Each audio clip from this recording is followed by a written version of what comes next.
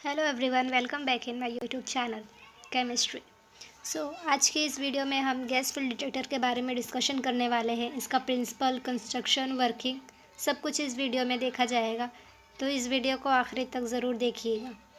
तो चलो स्टार्ट करते हैं आज के वीडियो में। Gas filled detector. तो गैस फिल्ड डिटेक्टर होता क्या है?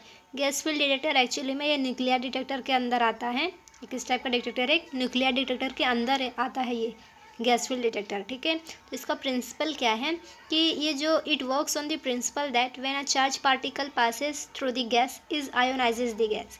मतलब कि जब भी कोई चार्ज पार्टिकल पास होती है, जैसे कि आप यहाँ पे रेज देख रहे हैं, इंसिडेंट आयोनाइजिंग रेडिएशन जो आ रहा है, तो जब ऐसी रेज पास होती है, पार्टिकल पास होती हैं, तो यहाँ इसके हॉलो सिलेंडर के अंदर ये हमारा जो दिख रहा है ये मेटालिक सिलेंडर होता है। तो इसके अंदर गैस फिल्ड होती है। वो हाइड्रोजन गैस भी हो सकता है, आर्गन गैस भी हो सकता है, कोई भी गैस हो सकती है। ठीक है, तो सपोज़ कि आर्गन गैस है, तो जब भी कोई भी चार्ज पार्टिकल पास होता है यहाँ पर, तो इसके अंदर जो गैस है वो आयोनाइज हो जाता है। ड्यू टू हाई कोलिजन की वजह से क्या होता है, वो आयोनाइज हो जाता है। तो इसका प्रिंसिपल यही है कि जब कोई भी चार्ज पार्टिकल पासेस करता है तो गैस जो है वो आयोनाइजेस हो जाती है। ठीक है, आपको समझ में आया इसका प्रिंसिपल। तो अब हम आगे बढ़ते हैं। Next is construction. तो कंस्ट्रक्शन ये कैसे है? The gas chamber is mainly consist of hollow cylinder copper tube which is acting as a cathode. तो आपको यहाँ पे जो होलो सिलेंडर मैंने यहाँ बताया, ये जो सिलेंडर है ये होलो है। ठीक है, खाली है, अंदर से गैस फिल्ड होता है, और ये क्या है, मेटालिक है, कॉपर से बना हुआ मेटालिक सिलेंडर है। समझ में आया आपको? नेक्स्ट क्या बोल रहा है कि in the center of the copper tube there is a thin metallic wire which act as anode as it's connected the two positive sides of the high tension battery। तो क्या बोल रहा है नेक्स्ट, इसका construction कैसा है कि ये जो होलो सिलेंड्रिकल हमारा है, ये होलो सिलेंड्रिकल के अंदर ये चीज़ ये जो है एक टंगस्टन की पतली वायर है। ठीक है, टंगस्टन का क्या है, एक बहुत ही पतला वायर है जो कि कनेक्टेड है पॉजिटिव टर्मिनल एनोड से। समझ में आ रहा है आपको? किससे कनेक्टेड है? Positive terminal anode. और नेक्स्ट क्या है, an amplifier and pulses detector is connected in the parallel to load resistance. तो ये जो टंगस्टन की वायर कनेक्टेड है एनोड से, ये एनोड यहाँ पर क्या हुआ है, एक वोल्टेज से कनेक्टेड है। ठीक है, और यही वोल्टेज एक यहाँ पर हमारा इलेक्ट्रिक करंट मेजरिंग डिवाइस लगा हुआ है कि कितना कौन सा पार्टिकल है, कितना, मतलब कि जो भी रीडिंग यहाँ आएगी उस हिसाब से डाटा शीट होती है जिसमें लिखा होता है कि ये पार्टिकल का इतना हाई इलेक्ट्रिक फील्ड है या इतना ज़्यादा वो, तो जो भी मतलब कि उस पार्टिकल के बारे में सारी डेफिनेशन एक डाटा शीट बनी होती है, उसमें लिखा होता है। तो यहाँ पर जो हमको ग्राफ मिलेगा या जो डिटेक्टर से हमको जो भी फाइंड आउट मिलेगा डाटा, इससे मैच करेंगे और मैच करके हमें पता चल जाता है कि जो यहाँ से पार्टिकल आया है वो कौन सा पार्टिकल है। समझ में आ रहा है आपको? तो और ये जो डिटेक्टर है ये वापस से किससे कनेक्टेड है, ये कैथोड, ये होलो मेटालिक है ना, जो हमारा कॉपर का सिलेंडर जो बना हुआ है इसी से कनेक्टेड है, लेकिन नेगेटिव टर्मिनल में। तो इसको हम कैथोड, नेगेटिव टर्मिनल हमारा क्या हो गया, कैथोड, और ये हमारा एनोड है। समझ में आ रहा है आप लोगों को? ठीक है, तो इतना तो समझ में आ गया। अब यहाँ पे हमारा कंस्ट्रक्शन ख़त्म होता है। कंस्ट्रक्शन, इसका प्रिंसिपल पढ़ लिया, कंस्ट्रक्शन पढ़ लिया। अभी ये वर्क कैसे करता है वो भी थोड़ा जान लेते हैं। जैसे कि मैंने ऑलरेडी बताया कि यहाँ से कोई भी चार्ज पार्टिकल जब पास होती है तो इसको वर्किंग कैसे है थोड़ा वो डिटेल में समझ लेते हैं हम। कि देखिए, जैसे कि यहाँ से कोई भी अल्फ़ा या बीटा पार्टिकल आ रहा है, तो ये गैस हमारा जो है, सपोज़ कि हमने एक आर्गन गैस लिया है। ठीक है, आर्गन गैस हमने लिया है, तो इसके आर्गन गैस में कुछ हमारे इलेक्ट्रॉन्स मूव कर रहे हैं। ठीक है, आर्गन गैस में हमारे इलेक्ट्रॉन मूव कर रहे हैं। अब यहाँ पे क्या होगा, जब कोई पार्टिकल्स आएगा, और ये हमारा थिन वायर क्या है, कैथोड, कैथोड यानी कि पॉजिटिव चार्ज है।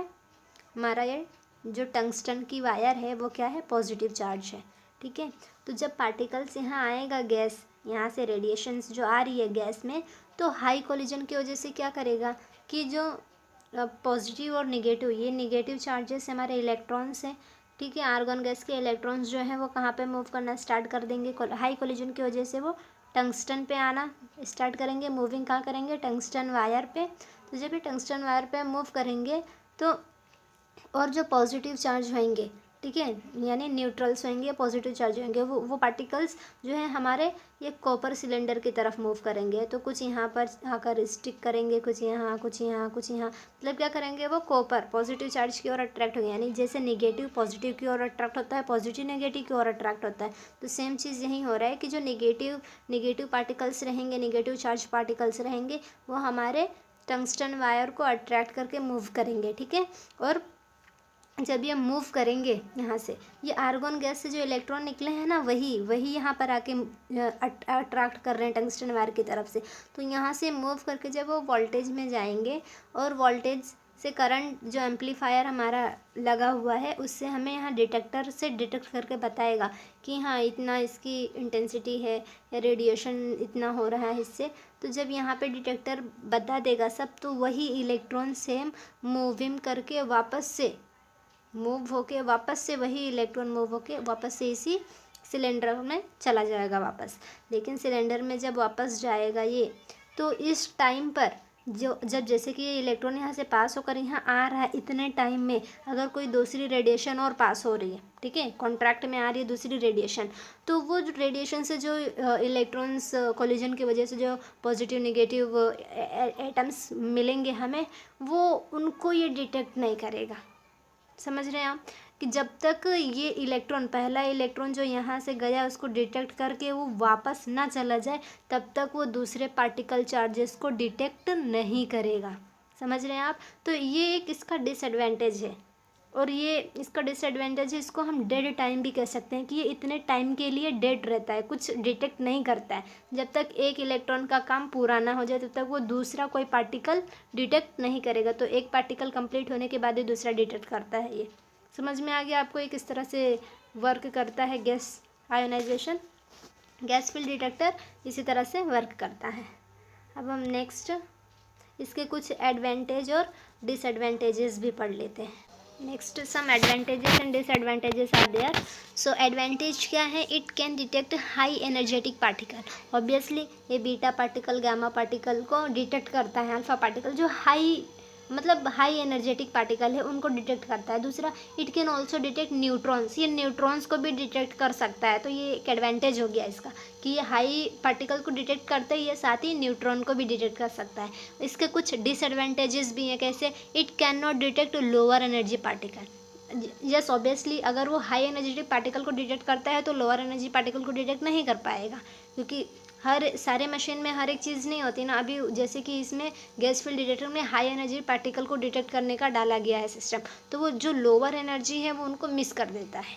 ठीक है, और दूसरा डिसएडवांटेजेस क्या है, dead time is also a problem. जैसे कि मैंने आपको अभी डिस्कस करके बताया कि डेड टाइम क्या होता है कि जब तक एक पार्टिकल वो पूरा डिटेक्ट करके वापस से वो हॉलो सिलेंडर में नहीं पहुंच जाता है, तब तक वो दूसरे एलिमेंट्स, दूसरे पार्टिकल्स को डिटेक्ट नहीं करेगा, इसीलिए इसको डेड टाइम कहा गया। तो ये एक प्रॉब्लम है इसमें। आगे अगर अच्छा लगा हो वीडियो तो प्लीज़ लाइक करें, सब्सक्राइब भी करें। आप लोगों का सपोर्ट ही है जो हमें उम्मीद देता है आगे और काम करने का।